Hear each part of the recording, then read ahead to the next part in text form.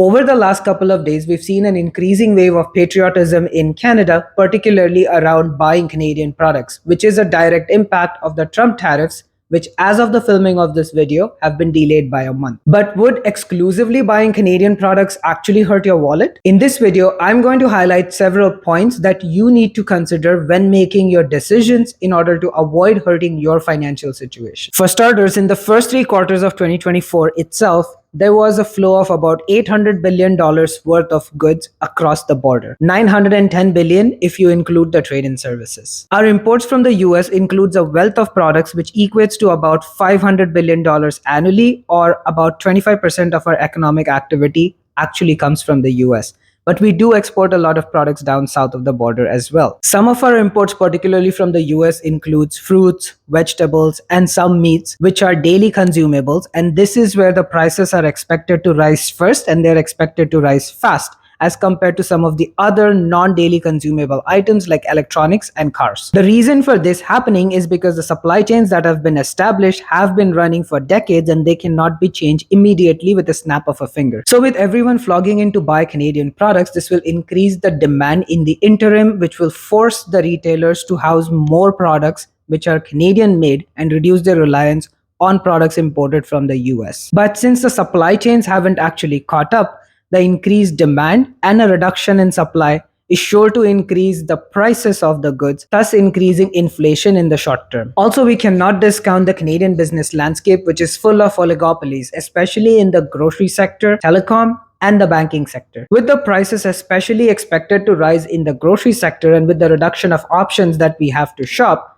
who's to say that these oligopolies won't come together, price gouge, and then raise prices of all of these daily consumables? Remember the Loblaws boycott that happened last year? Another point to consider is many of these businesses have been selling products down south of the border for a very long time and have been profiting by selling the products in US dollars, as the US dollar holds a much higher value. Now, suddenly, if all of these businesses have to change their business model to sell more products within Canada as opposed to how they did in the US, they aren't going to take a hit on their profitability. In order for them to maintain that level of profitability, they will increase their prices, thus leading to an increase in inflation within the country. While it is great to see a rising wave of patriotism within the country, something that has been non-existent over the last 10 years, there's only one party that bears the brunt of costs, especially in a trade war or tariffs, and that is the consumer. So you have to protect your wallet and can't always buy Canadian products while bankrupting yourself. Instead, what you could exactly do is, for example, consider this product is American and it costs $11.99. An equivalent product of the same quality and quantity is Canadian and costs $14.99. It wouldn't make any sense in this case to make emotional decisions and buy the higher priced product, because do it 10 times for similarly priced items and you're already paying $30 extra for your grocery bill. With the current economy and the potential job losses looming, it would not be wise to do so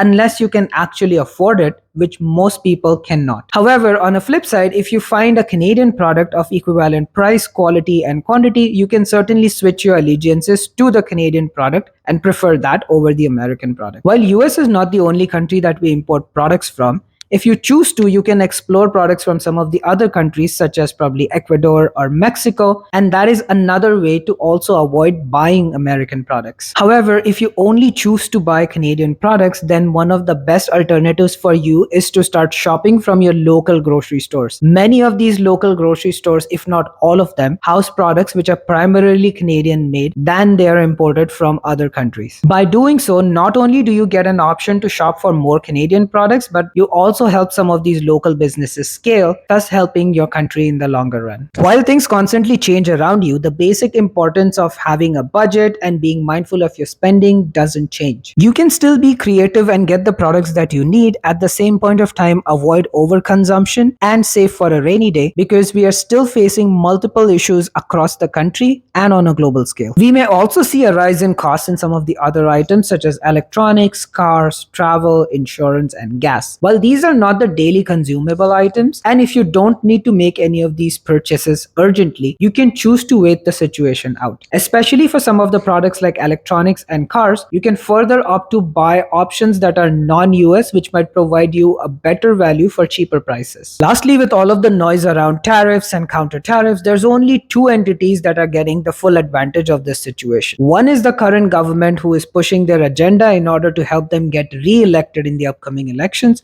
and the second one is the oligopoly, who gain more control over us and over the products in the country. With an election coming soon, and depending on who gets elected, who knows if we'll even be talking about the situation in the next 2 to 3 months. All we can do is put in safeguards in order to protect our finances and avoid us getting hurt financially with all of these situations surrounding us. One of the best ways to be really patriotic for Canada is to review government policies. Review the current government policies and the current government's performance and what they have done. Look at the positive aspects as well as the negative aspects with the inflationary environment that has been created and how it has affected Canadian lives. Make your voice heard in the next elections by voting for the right party which serves the best of Canada's interests, as all of these things are essentially part of the same ecosystem wherein one thing affects the other. This video will teach you how to secure your financial future and hedge against any of these situations appearing again in the future. Like and subscribe if you haven't, and I'll see you next time.